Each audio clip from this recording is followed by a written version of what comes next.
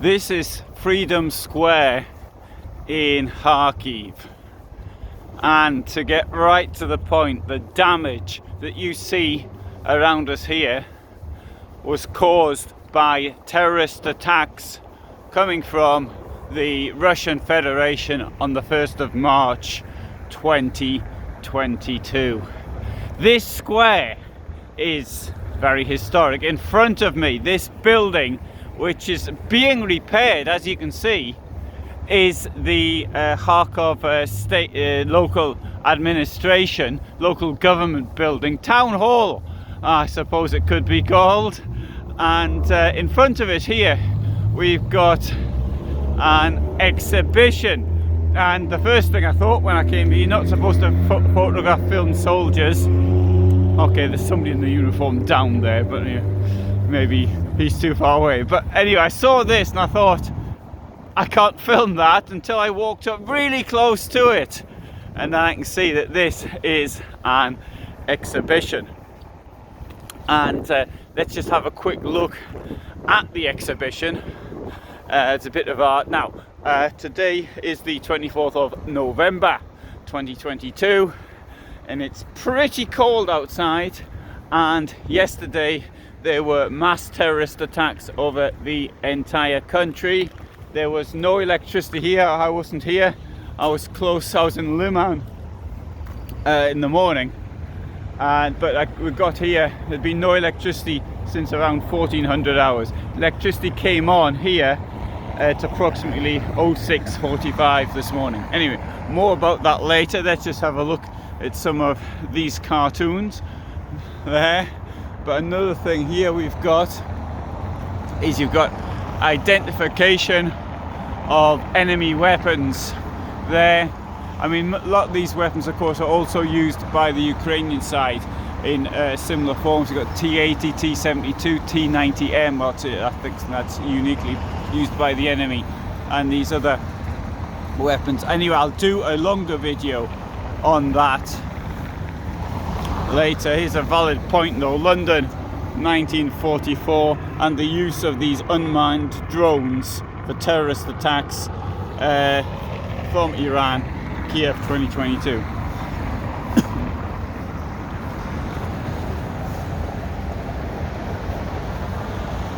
Yeah, I don't know what this means here. I'll show you.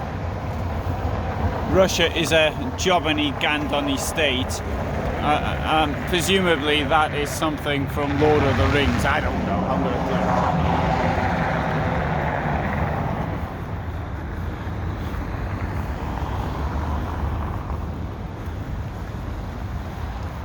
So, and now Kharkiv is largely a Russian-speaking city.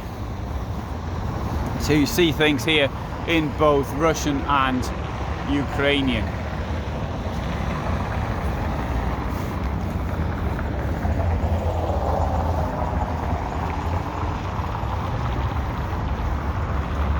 Okay, right. So, so there are 273 days of war so far.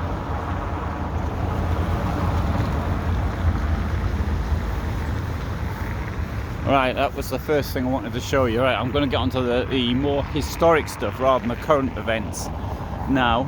So, Freedom Square, very socialist architecture, communist period. This was initially named, by the Soviet regime, was called from, I think it was 1924, Dzerzhinsky Square. Dzerzhinsky was the founder of the Cheka, which later became the KGB. So the organization that Putin worked for. It was occupied by Nazi Germany in 1941. And this square was then named the German Army Square.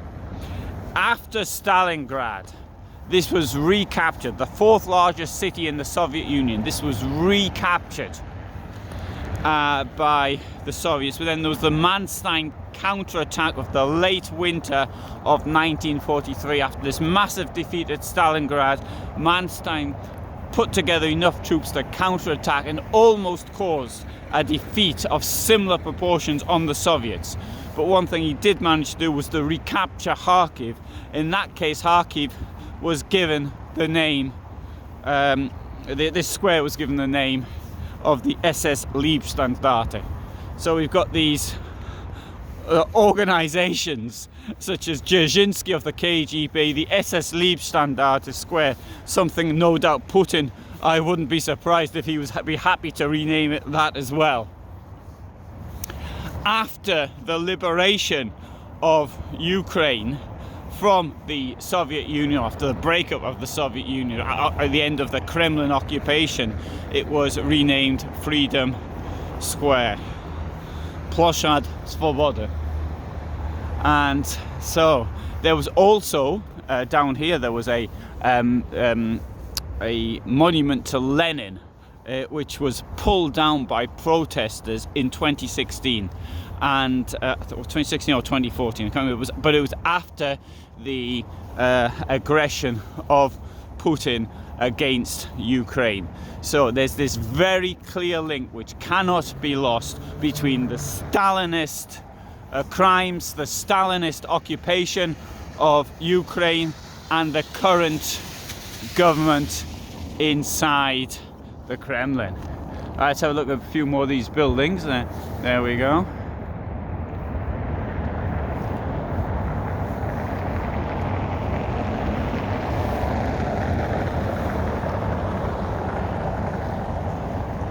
Now the square itself is the 8th largest square in Europe, and to me, I find that hard to believe it's the 8th largest square. To me, to my eye, and obviously I know pretty sure like there's people who actually do this properly with their rulers or something, but this looks to me to be like the largest square that I know.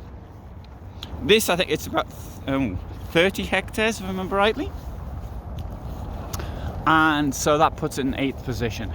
There'll be some more information below because I'm doing things from memory and I don't always remember as I walk down. Now there's a war on, and to return to that, so I mentioned that the lack of electricity, the lack also, I mean, heat. We didn't have any heat. I mean, didn't really bother us so much, I suppose. But when you think of these poor people living in these high tower blocks, and often have had the windows, no glass in the windows, things like that, and it's minus, last night was -2, it was -7 last week, and those people living in these conditions, it's you know, for them it is absolutely horrendous to be in this situation. And as long as we have these terrorist attacks continue, one has to ask what it is all for. Now, one thing one sees a lot of in Ukraine is this coffee culture. This coffee van here has got these Italian colours on. I wouldn't be surprised if in Italy they started putting Ukrainian. There's this coffee absolutely everywhere, and I remember seeing a TV program about the coffee culture in London. Apparently there's more, at the time this was done about 20 years ago, there's more coffee shops in London than per square kilometre than there is in Milan. But I think in Ukraine they are absolutely all over the place. So some of the university buildings around here as well. And now I bet you're thinking this looks quite bleak, and I would agree with that. Kharkiv to me looks far more like Moscow, I'd have to say, than does Kiev. The Kiev has Kiev's quite hilly. I mean, even Kharkiv's got 1 or 2 hills in it, but Kharkiv, there's this sort of more brutal communist era architecture which you see, and which Kiev does have to a certain extent, but there's a lot of 19th century stuff in Kiev as well. Oh, and I want to point this one out here as well. I mean, I realise that this monument is probably not to the the people who are keeping the sewers and the heat running and everything else. But we do see posters. I'm going to do a video on posters which are being put up in Ukraine to show to thank people, those people who are working, and one of the posters that we can see here are thanks to the workers who are keeping the heat running. So there's the bombing and the people immediately getting back to work to try and get things up again. Like this morning when the electricity came on, and so it just sort of came on quickly, so the lights flickered and then they went off again, but then we knew that it was about to come on. So the people who are working round the clock to keeping the power going. There's other things as well. You can't flush the toilet. There's no water in the taps. People are getting the water from either lorries, or I saw in a shop yesterday they had these huge, like, I don't know what to call them, containers. And you just went and take them from there. I saw yesterday as well how on a army base where they had they were using huge barrels, I suppose normal barrel, and barrel carries 159 litres of water, and then there was the sort of plastic bottles there. You filled it up and then you use them to flush the toilet with.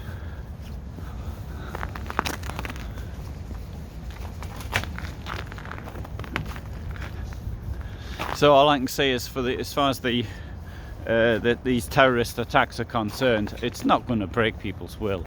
I mean, even when you go into really poor areas, and the people, they're not saying, oh, at least I haven't heard anybody say this. The only person I've heard of anybody had any criticism for the president was a very wealthy, or previously very wealthy person who was in the agriculture business. He was the only person to say anything bad about Zelensky. I appreciate he'd lost his business because of it, but bear in mind, a person who is wealthy and loses almost everything is no more worse off than a poor person who never had anything. Had next to nothing and then loses that.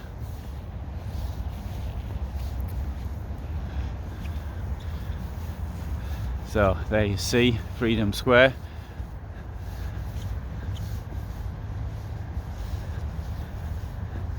Yeah, it's maybe not as attractive as Red Square in Moscow, but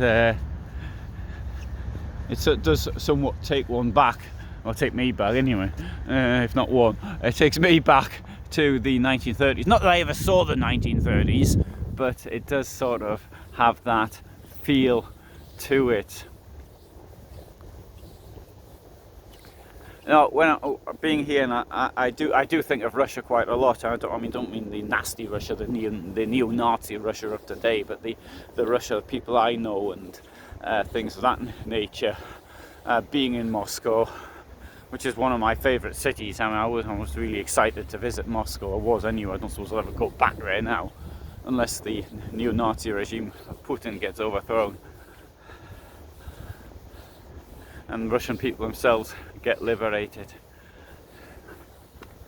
So anyway, I'll tell you what I'm doing. I'm here on a humanitarian mission. We're delivering food parcels and other supplies to people here, and we're not handing things out in Kharkiv though. We're in the Donbass. We went to the villages, and I've got to say this, when people actually see what you're doing for them, they are very, very grateful for the help that they're getting. I mean, I think of these old ladies, they're in tears when you give them things, and so pleased. But it's not, I mean, what we're giving them, of course, is next to nothing, effectively. I mean, the food they get, for example, will be gone the following day of that. I've no doubt. It's not that. We're not delivering food as such. We're delivering hope, and we're showing people that they're not forgotten. And that is absolutely clear by the way that they treat us, as crying, arms around us, hugging us, and saying how grateful they are for the assistance. And that really is what it's all about. You've seen the occupied areas where the occupier was even using slave labor, forcing people to get out and do things for them. The utter destruction, pointless destruction. You get absolutely no military value whatsoever. Not only that, you can even see it from places held by the Ukrainian army and held by the enemy, and places were held by the enemy. The destruction is, where there were battles, is much less, because the Ukrainian army doesn't go in for wanton destruction. The Russian army, it just couldn't care less. It's absolutely horrendous what they're doing here. And good, right, so having said that, just have one last look at this square, Freedom Square, Ploshad Svoboda in Kharkiv. I hope you found that interesting. A little look back to the past and a discussion of what's happening here today. It is pretty cold. You can hear the cars in the background, and I can sort of taste the diesel fumes or whatever it is going in the air. Oh, by the way, I should point out, you can actually get fuel here now. It's relatively easy compared to what it was like 6 months ago, when there could be very, very long waits. So, thanks for watching, and all the best from me in Kharkiv, Ukraine. Sometimes I say Kharkov, I say the Russian word, sometimes I say Kharkiv, the Ukraine word. I'm sorry, I use both. Thanks for being here.